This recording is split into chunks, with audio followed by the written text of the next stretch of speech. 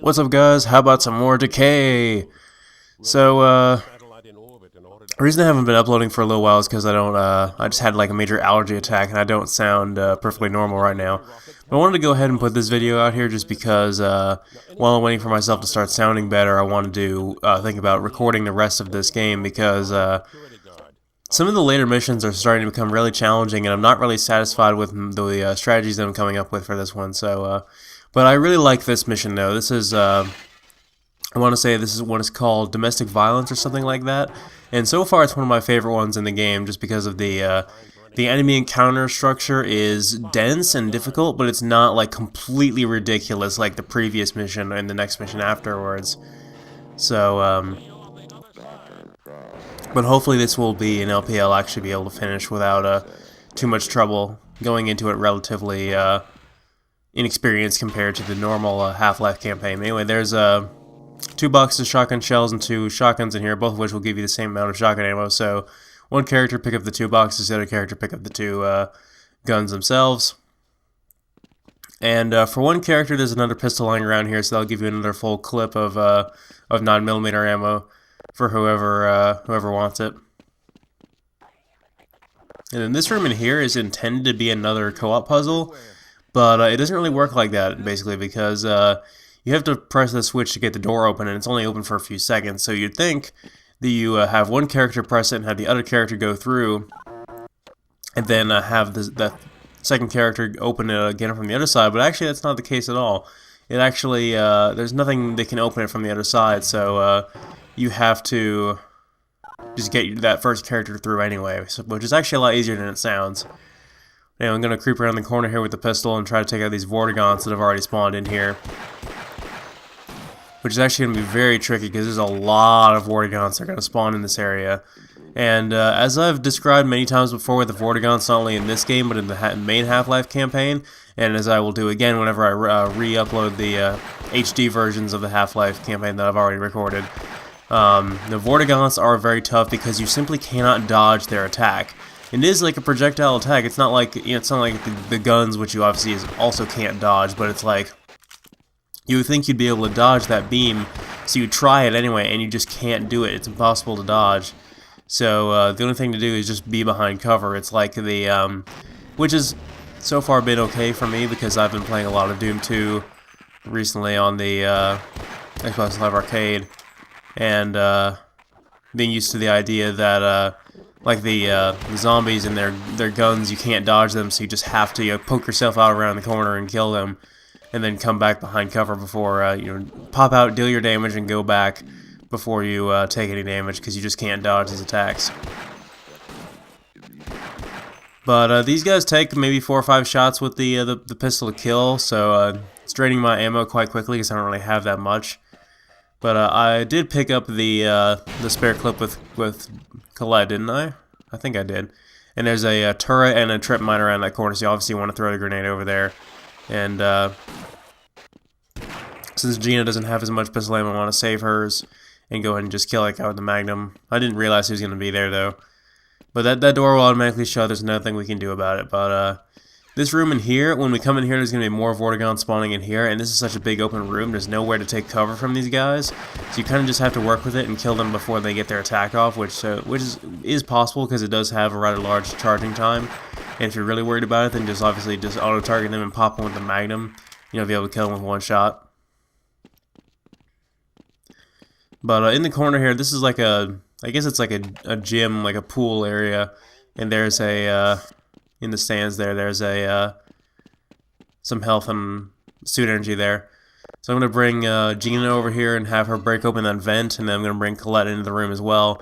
Now keep in mind, once you enter this room, you can't open these doors from within, so you're stuck in here pretty much when you get in here. But it's okay because there's no reason to backtrack, and there's no way you can get stuck in here where you can't progress. So, and the other character will be, well, as soon as both characters are in here, you'll be able to progress. So I'm actually going to use Gina to hop onto, I'm actually going to have Colette hop onto her head to get into that vent. I'm not even kidding, that's the way you're supposed to get in here. There's no other crates or anything you can move, so, but there's a head crab in this vent. I want to go ahead and kill that real quick and then switch back to Gina to kill more Vortigaunts that are going to spawn in here. And this wouldn't be a problem if you're playing on co-op, but much like the other parts in the game, it is something you want to be cautious of if you are player one. You're the only player, so you have to control both the characters. You don't want the second player to be dumping out all their ammo at some harmless enemy. Another head crab in this room. I'm going to go ahead and kill him before I get out here. There's another head crab sitting on the table in there. And once you enter this room, there's a Vorion here as well. It is critical that this character be able to open the door for the next character. But it pretty much happens automatically. Like as soon as you get in here, the second character can get in because the door is open. But we need to get up here into this area. And there's some head crabs up here as well. I'm kind of running low on pistol ammo, and I don't want to use all of it because pretty soon we're going to get the machine gun, so I don't want to have, a machine gun that doesn't have any ammo pool. I'm going the wrong way here.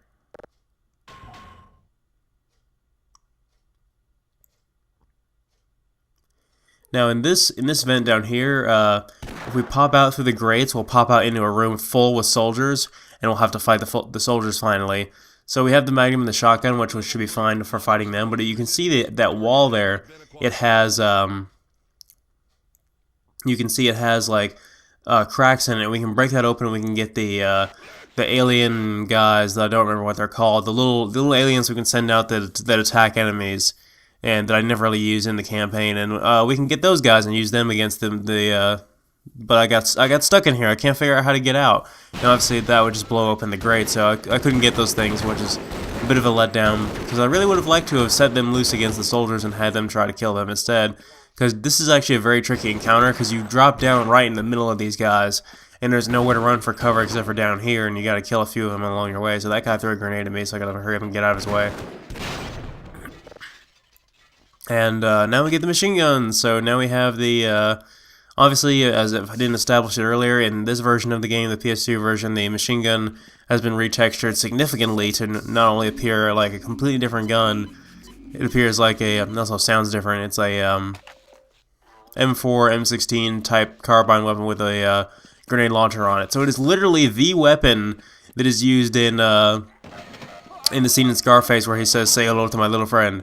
It is literally that very gun.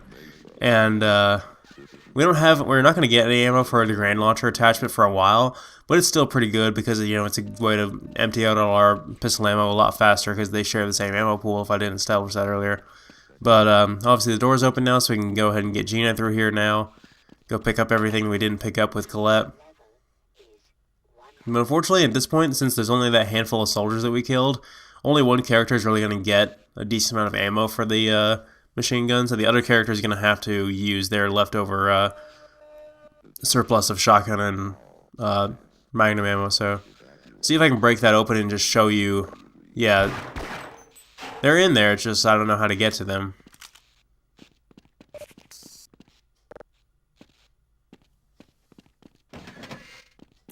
Another turret, another trip mine over here. Obviously, going to want to throw a grenade over there with Gina, because I threw her the grenade earlier with Colette, so I want to distribute their ammo accordingly to where I don't use all of one character's grenades and all of another character's grenades.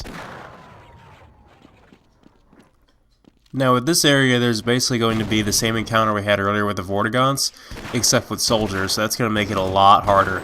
Because these guys can take quite a beating, as I said before. Depending on what difficulty you're playing as will determine on how much damage they can take, but they're basically the equivalent of the Combine soldiers in Half-Life 2, where they'll take 2 shots with the Magnum on normal and 1 shot on easy. And unless you get a headshot, which I did quite frequently in Half-Life 2 with the Combines.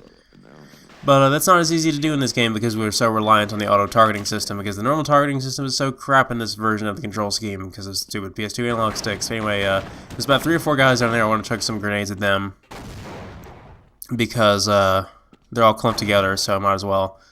But yeah, this can be quite a bloody encounter, and I don't want this to get carried away.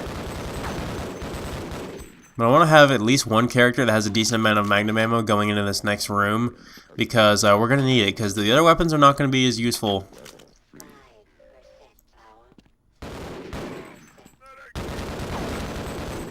There's a demonstration of the machine gun there.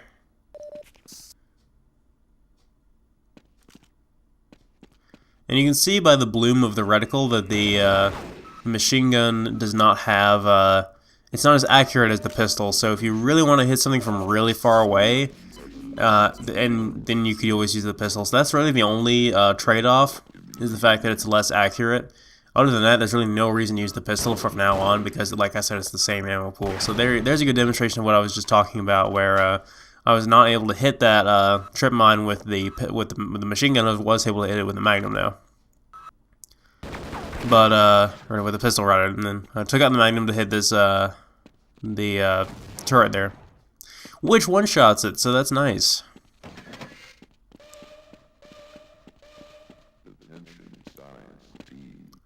Usually with turrets like that, you don't instantly think, oh, I can just one-shot it and it will die.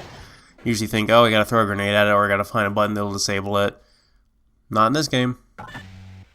And they explode, so it's not like in Half-Life 2 where they're invincible if you just set them back up again. So might as well have, this room right here has not only some more shotgun ammo, which I'll go ahead and give to Colette, but it has the window we can break and a door we can open to let us get back over to where the scientist guys moved over to. And that's where the level's going to end. So there's another two guys right here. I'm gonna go chuck another grenade at their turrets. Wow, did it fail to hit either of them? Grenades, you fail. Well, the grenade physics in this game are a lot better than they are in Return to Castle Wolfenstein, but more on that when we get to that LP. Wait for it to explode. And this is the room I was talking about where you want to have a character that has a decent amount of Magnum ammo. That's why I switched over to Colette, because there are going to be guys up on, this is like a library room, and there's a bunch of guys up on the upper level there. And it's really hard to hit them with any other powerful weapons like the shotgun.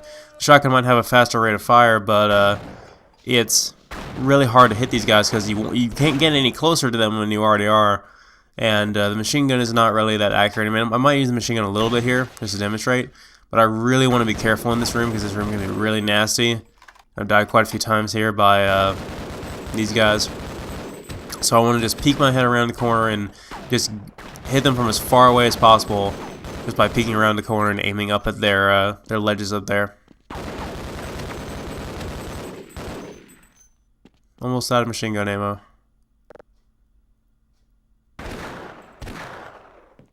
I just don't want to hit that guardrail there is the only thing, so.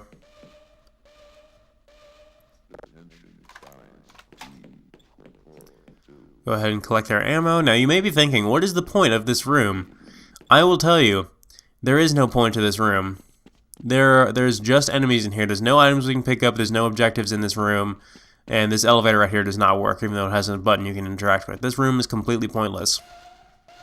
But the reason you want to go in here is because our actual objective over here in this room is to recruit this the security officer guy to come with us, and because he has access codes for something. And if we just skip past that room and got him over to us, he would have died horribly from all the soldiers in there.